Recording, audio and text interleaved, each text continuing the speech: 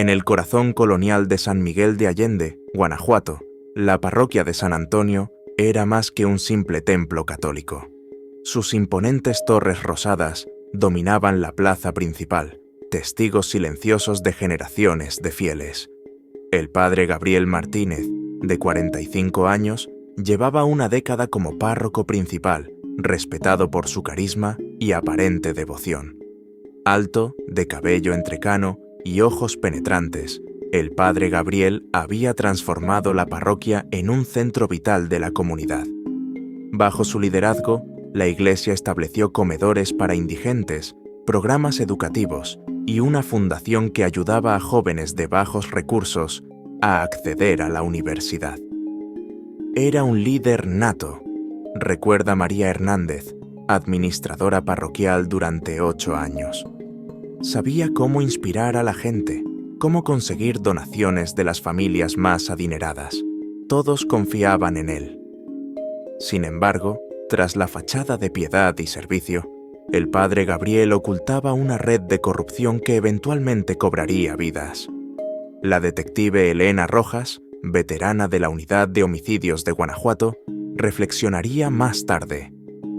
A veces los depredadores más peligrosos son aquellos que se esconden tras un manto de santidad. La primera señal de problemas llegó con la muerte de Roberto Valdés, contador de la fundación parroquial. Su cuerpo fue encontrado en su oficina una mañana de marzo, aparentemente víctima de un infarto. Tenía 52 años y ningún historial de problemas cardíacos. La viuda de Roberto, Ana María, insistió en que su esposo había estado preocupado las semanas previas a su muerte.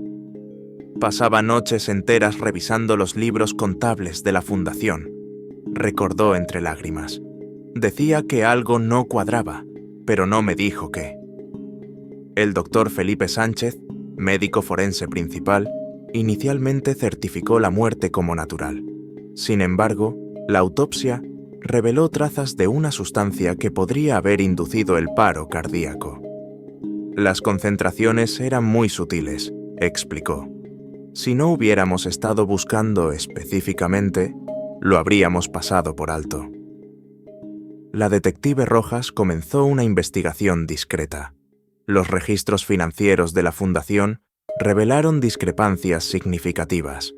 Millones de pesos en donaciones habían sido desviados a cuentas offshore, pero el rastro del dinero era complejo y difícil de seguir. Mientras Rojas investigaba, una segunda muerte sacudió a la comunidad. Carmen Ortiz, secretaria personal del padre Gabriel, fue encontrada en su apartamento, aparentemente víctima de un robo que salió mal. Pero algo no cuadraba en la escena del crimen. El apartamento estaba revuelto, pero de una manera demasiado ordenada, explica el detective Luis Mendoza, compañero de Rojas. Parecía escenificado. Además, faltaba su computadora portátil y algunos archivos, pero sus joyas y dinero en efectivo seguían allí. La investigación reveló que Carmen había trabajado como contadora antes de unirse a la parroquia. Su experiencia financiera la habría hecho capaz de entender y posiblemente documentar cualquier irregularidad en las cuentas de la fundación. El padre Gabriel reaccionó a la muerte de Carmen con aparente dolor y organizó un funeral elaborado. Nunca olvidaré su sermón ese día, recuerda Isabel Vega, feligresa de toda la vida. Habló sobre cómo Carmen era el alma de la parroquia, cómo su pérdida dejaba un vacío irreparable. Lloraba mientras hablaba, pero ahora me pregunto si esas lágrimas eran reales. La investigación dio un giro cuando Rojas descubrió que la fundación parroquial había estado canalizando fondos a través de una red de empresas fantasma. Una de estas empresas estaba registrada a nombre de Miguel Ángel Durán, un ex seminarista que había estudiado con el padre Gabriel 20 años atrás. Al principio, Durán parecía ser solo otro nombre en los documentos, explica la detective Rojas.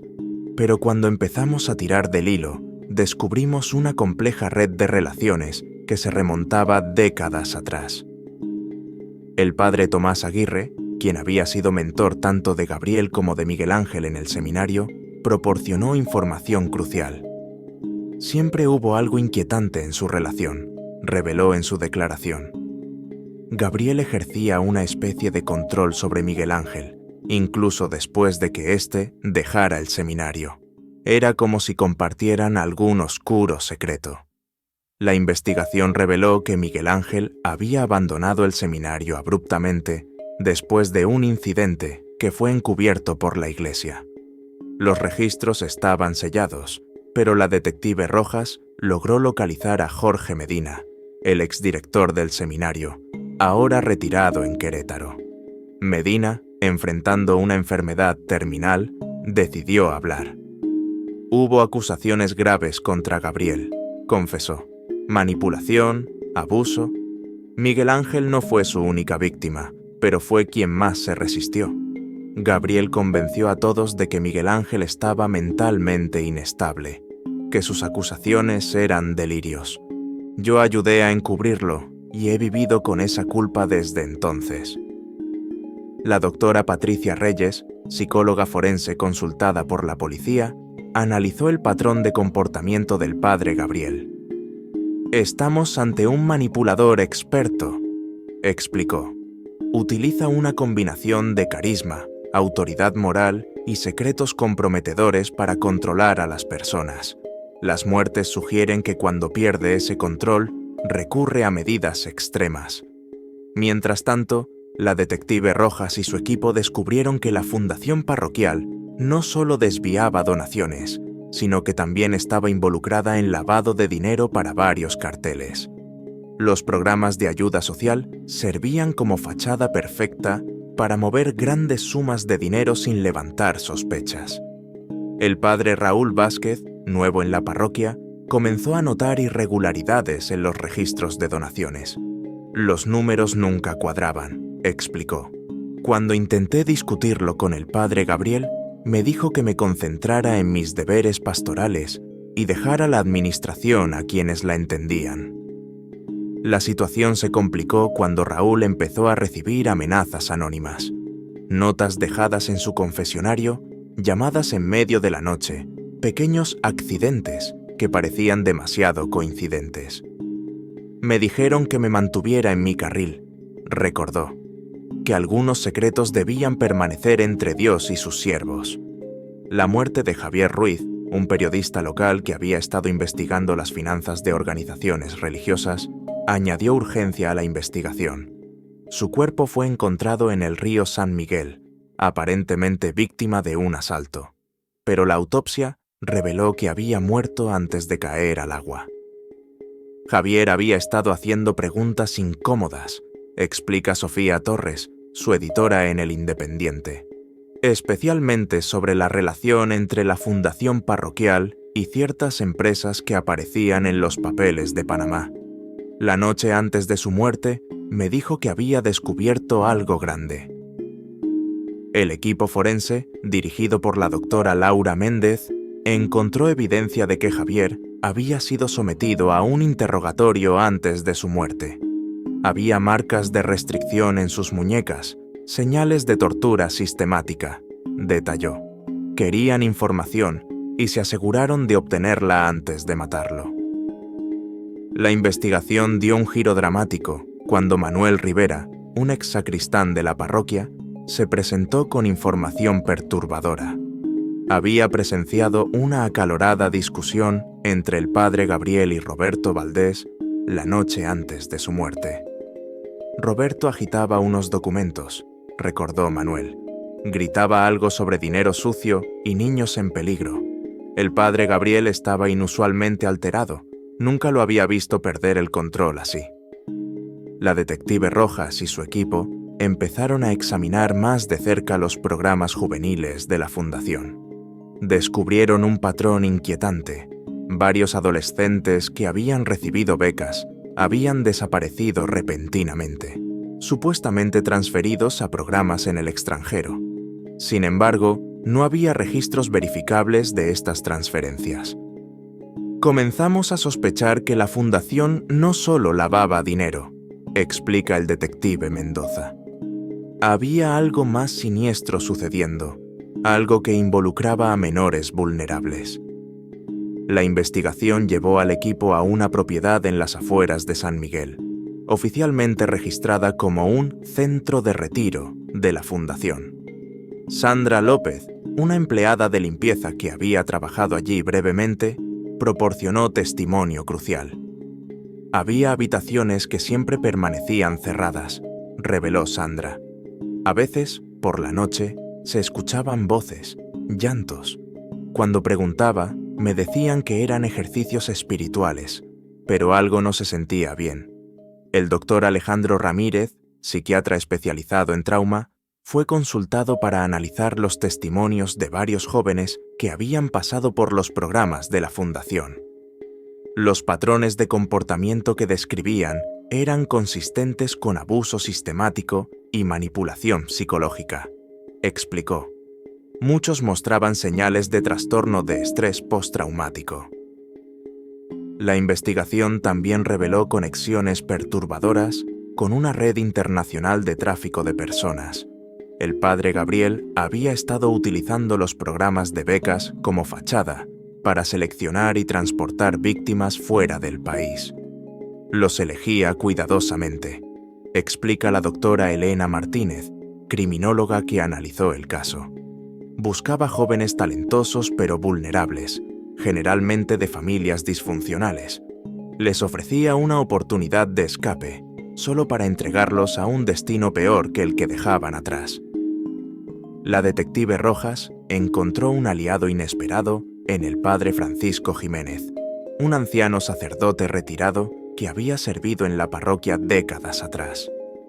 Gabriel siempre tuvo una oscuridad en él, confesó.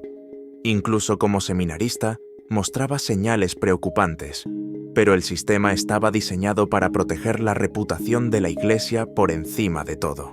El padre Francisco proporcionó cartas y documentos que había guardado durante años, evidencia de quejas y acusaciones que habían sido sistemáticamente encubiertas. Cada vez que alguien planteaba preocupaciones, era transferido o silenciado, explicó. Me avergüenza admitir que yo también guardé silencio demasiado tiempo. Mientras tanto, Miguel Ángel Durán fue localizado en Mérida, viviendo bajo un nombre falso. Cuando los detectives lo confrontaron, inicialmente se mostró reacio a hablar. «Tienen que entender», dijo temblando. «Gabriel no es solo un hombre, es un sistema que te hace dudar de tu propia cordura». La doctora Patricia Reyes trabajó con Miguel Ángel durante varias sesiones, ayudándolo a procesar su trauma y prepararse para testificar. Lo que Miguel Ángel experimentó fue un caso clásico de manipulación y abuso de poder, explicó. Gabriel utilizó su posición de autoridad espiritual para crear una red de dependencia y miedo. La investigación alcanzó un punto crítico cuando la detective Rojas recibió una llamada anónima que la condujo a una caja de seguridad en un banco local. Dentro encontraron un diario meticulosamente detallado perteneciente a Carmen Ortiz, la secretaria asesinada. Carmen sabía que estaba en peligro, explica Rojas. El diario era su seguro de vida, una documentación exhaustiva de las actividades del padre Gabriel durante años. Incluía nombres, fechas, cantidades de dinero y, lo más perturbador, detalles sobre los jóvenes que habían desaparecido en el programa de becas. El diario reveló que Carmen había descubierto la verdadera naturaleza de la operación por accidente. Empezó cuando notó discrepancias en los registros financieros, explica el contador forense Ricardo Guzmán.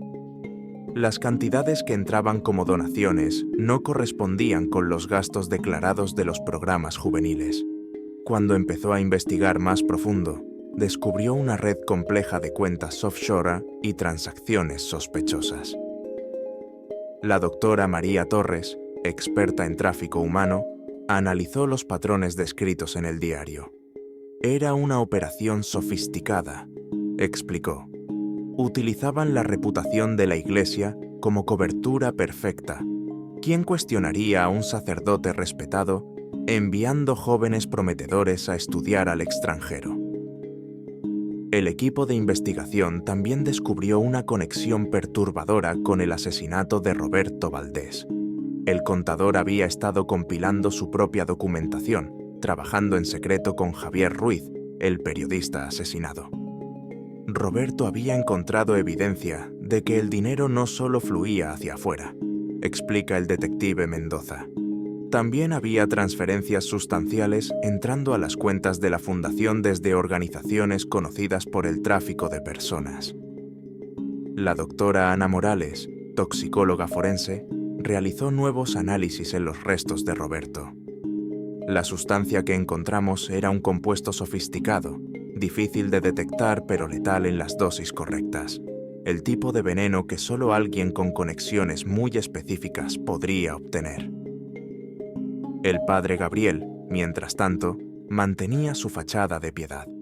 Organizó una vigilia de oración por las almas perdidas de Roberto y Carmen, y continuó sus sermones dominicales con su carisma habitual. Pero quienes lo observaban de cerca notaban cambios sutiles. Su comportamiento se volvió más errático, recuerda el padre Raúl. Pasaba largos períodos encerrado en su oficina, y cuando aparecía en público, sus sermones se volvieron cada vez más apocalípticos. Hablaba constantemente sobre el perdón divino y la necesidad de mantener los secretos sagrados. La breakthrough final llegó cuando Rosa Martínez, una de las jóvenes que había logrado escapar del programa de becas, finalmente accedió a testificar. Su testimonio, registrado en video durante varias sesiones con la psicóloga forense Victoria Soto, era devastador. Rosa nos proporcionó detalles que solo alguien dentro de la operación podría conocer, explica la detective Rojas. Nombres de compradores internacionales, rutas de transporte, métodos de manipulación psicológica. Era la pieza final que necesitábamos. El testimonio de Rosa reveló que el padre Gabriel no solo facilitaba el tráfico, sino que personalmente participaba en el abuso de los jóvenes antes de enviarlos al extranjero. Era parte de su proceso de quebrantamiento, explica la doctora Soto.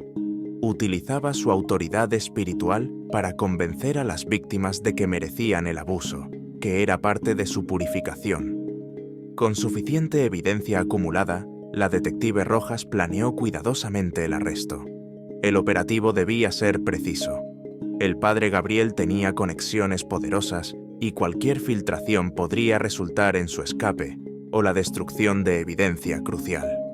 El padre Gabriel fue arrestado mientras se preparaba para la misa matutina, una escena que los feligreses presentes nunca olvidarían.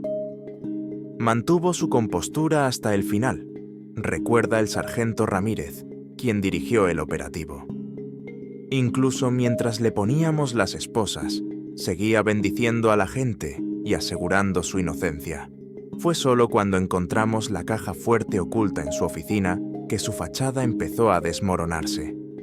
La caja fuerte contenía pruebas devastadoras: pasaportes falsos, registros detallados de transacciones, fotografías comprometedoras y una lista de contactos internacionales. También encontraron varios frascos del mismo compuesto tóxico encontrado en el cuerpo de Roberto Valdés. Lo más perturbador fue encontrar un diario personal, revela la detective Rojas. Escribía sobre sus víctimas como si fueran objetos de algún retorcido experimento espiritual. Había entradas detallando cómo identificaba a los más vulnerables, cómo los manipulaba gradualmente, cómo disfrutaba quebrantando su voluntad. La doctora Claudia Herrera, psiquiatra forense que evaluó al padre Gabriel después de su arresto, encontró un patrón clásico de narcisismo maligno y psicopatía. Se veía a sí mismo como un ser superior, por encima de la moral común, explica. Su posición en la iglesia no era solo una cobertura, realmente creía que estaba haciendo la obra de Dios. Durante los interrogatorios, el padre Gabriel mantuvo inicialmente su postura de inocencia, citando escrituras y hablando sobre persecución religiosa. Sin embargo, cuando se le presentaron las evidencias, Especialmente el testimonio de Rosa y los documentos de Carmen, su comportamiento cambió dramáticamente. Fue como si una máscara se cayera, describe el detective Mendoza. De repente, dejó de ser el carismático líder espiritual y mostró su verdadera naturaleza. Su arrogancia era sorprendente. Realmente creía que estaba por encima de la ley. El juicio, que comenzó en enero del siguiente año, captó la atención nacional. La fiscal María Eugenia Velasco presentó un caso meticulosamente construido, apoyado por más de 50 testigos y miles de páginas de evidencia documental. Los crímenes del acusado van más allá del asesinato y el tráfico de personas, declaró Velasco en su alegato inicial. Representan una traición fundamental a todo lo que la sociedad considera sagrado: la confianza, la fe, la protección de los inocentes. El desfile de testigos incluyó no solo a víctimas y expertos, sino también a varios sacerdotes y funcionarios de la Iglesia que finalmente rompieron décadas de silencio. Sus testimonios revelaron una cultura institucional de encubrimiento que había permitido que el padre Gabriel operara con impunidad durante años. El 28 de marzo, después de 6 semanas de testimonio y 3 días de deliberación, el jurado encontró al padre Gabriel culpable de todos los cargos: 3 cargos de asesinato en primer grado, tráfico de personas, abuso sexual, lavado de dinero y obstrucción de la justicia. El juez Ricardo Montoya, al dictar sentencia, fue particularmente severo. Los crímenes ante esta corte son de una depravación casi incomprensible. El acusado no solo traicionó la confianza de su comunidad y profanó su vocación sagrada, sino que sistemáticamente victimizó a los más vulnerables bajo su cuidado. El padre Gabriel Martínez fue sentenciado a 3 cadenas perpetuas consecutivas, sin posibilidad de libertad condicional, más 50 años adicionales por los cargos relacionados con tráfico y abuso.